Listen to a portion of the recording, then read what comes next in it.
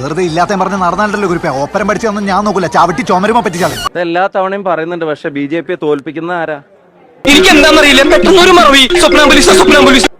BJPയെ Palakkad തോൽപ്പിക്കുന്നത് UDF ആണ്. ഇതിൽ എന്തോ കുഴപ്പമുണ്ടല്ലോ. കുഴപ്പം നിന്റെ കണ്ണടാ.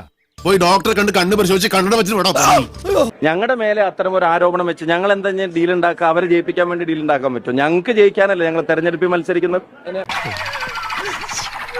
ഈ തെരഞ്ഞെടുപ്പിൽ പാലക്കാടാണെങ്കിലും UDFനെ BJPയെ തോൽപ്പിക്കാൻ സാധിക്കുകയുള്ളൂ.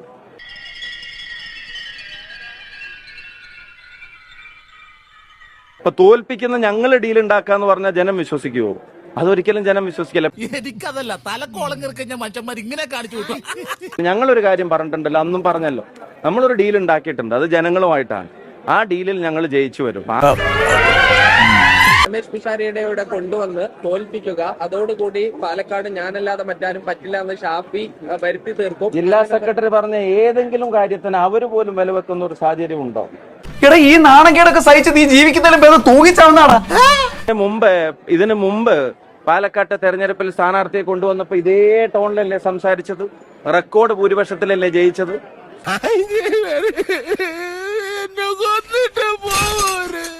ഒരു വിലയില്ലാത്ത ആരോപണങ്ങൾ, ഒരു വസ്തുതയില്ലാത്തത് ഇങ്ങനെ പറഞ്ഞുകൊണ്ടിരിക്കുക. പക്ഷെ നമ്മൾ ഈ നാണം കേട്ടല്ലോ. തനക്ക് നാണം ഉണ്ടായിട്ട് വേണ്ടോ നാണം കെടാൻ? നാണം കെട്ടവനെ. BJP ഈ തെരഞ്ഞെടുപ്പിൽ ജയിക്കില്ല എന്നുള്ളത് അറിയാവുന്നവർ, അടിയുറച്ച് പറയേണ്ടവർ BJPയെ ജയിപ്പിക്കാൻ വേണ്ടി എന്ന് പറയാം. അപ്പൊ അതിന്റെ അർത്ഥം ഇവർ ജയിക്കുന്നെങ്കിലും അവർക്ക് പറഞ്ഞൂടെ? നീ എന്റെ കഞ്ഞിയിൽ പാറ്റിടാൻ വന്നവനല്ലടാ. ഇത് ആദ്യമായിട്ട് പറയുന്നതല്ല. ഞാനിവിടെ മത്സരിക്കാൻ വന്ന സമയം തൊട്ട് ഞാൻ കേൾക്കുന്നുണ്ട്.